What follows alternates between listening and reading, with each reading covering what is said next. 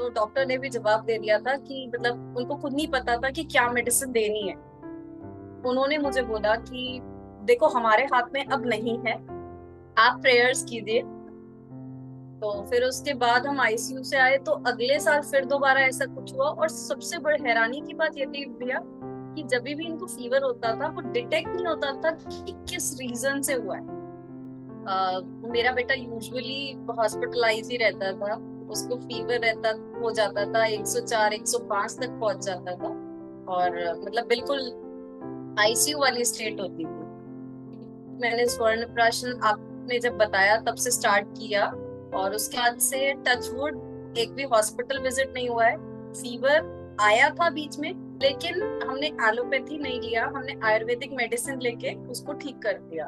और गिलोय टैबलेट, हाँ गिलोय टैबलेट लेते हैं अगर कभी फीवर जैसा लगता है तो उससे पहले ही, मतलब फील भी होता है तो भी गिलोय का टैबलेट ले लेते हैं, बट तो ये नहीं करते हैं कि मेडिसिन ले।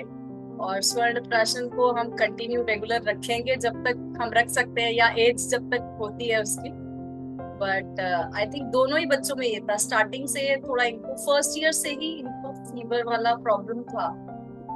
साल में एक बार वो आईसीयू का चक्कर जैसे होता है ना, वो लगता था मेरा। और थैंकफुली इस अब स्वर्ण प्राशन लेने के बाद से मैं बिल्कुल हॉस्पिटल विजिट ही नहीं किया है।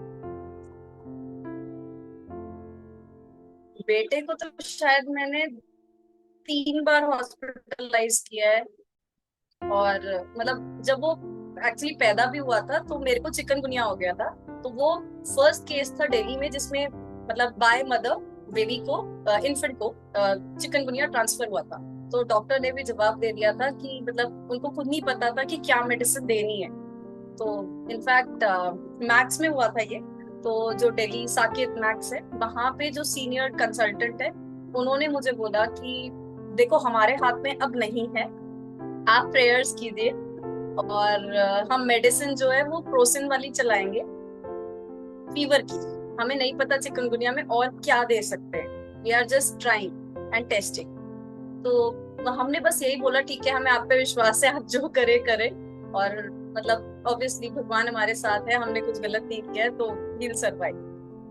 तो फिर उसके बाद हम आईसीयू से आए तो अगले साल फिर दोबारा ऐसा कुछ हुआ, और सबसे बड़ी हैरानी की बात ये थी भैया कि जब भी इनको फीवर होता था वो डिटेक्ट नहीं होता था कि किस रीजन से हुआ है।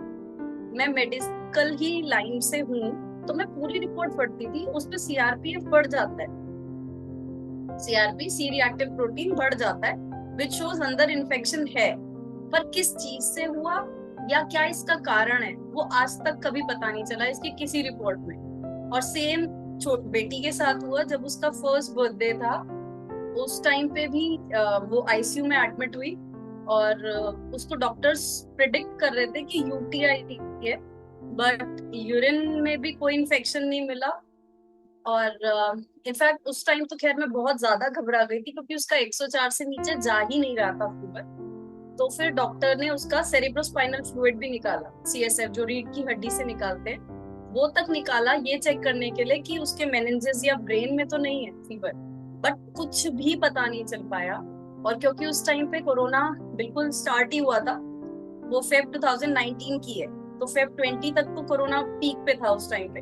तो मैंने बोला मैं बच्चे को यहाँ नहीं रख सकती हूँ, मैं घर पे ही ट्रीटमेंट दूंगी जो भी दूंगी, और जरूरत पड़ी तो मैं डॉक्टर को बकायदा घर पे बुलाऊंगी, बट मैं मैक्स में नहीं रह सकती, यहाँ पे रोज एक डेड बॉडी आ रही है जा रही है, रोज कुछ तो कुछ हो रहा है। तो मैं वहां पे जबरदस्ती फिर वापस घर गई, और उसके बाद से मैं ट्राई कर रही थी कि क्या कुछ चीज मैं दे सकती हूँ। तो ये स्वर्ण प्राशन का पता चला, फिर मैंने इसको यूज करना स्टार्ट किया, और टच वुड मेरे दोनों बच्चे अब हेल्दी हैं, डॉक्टर विजिट नहीं हो रहा है, कोई वैक्सीनेशन नहीं कर रहा है।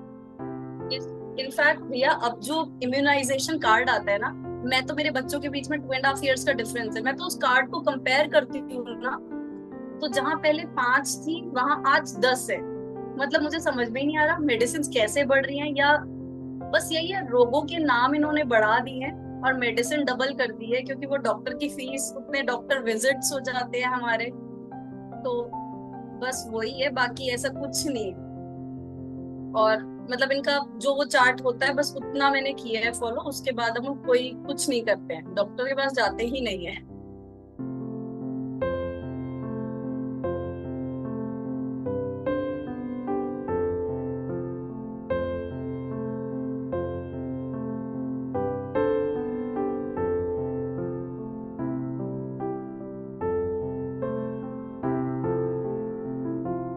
ठीक है। Anything else you want to share, और कुछ मन में आ रहा है?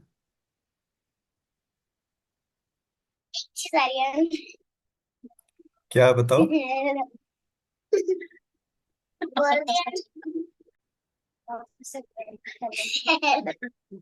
हेलो हेलो रह गया था वो बोल रही।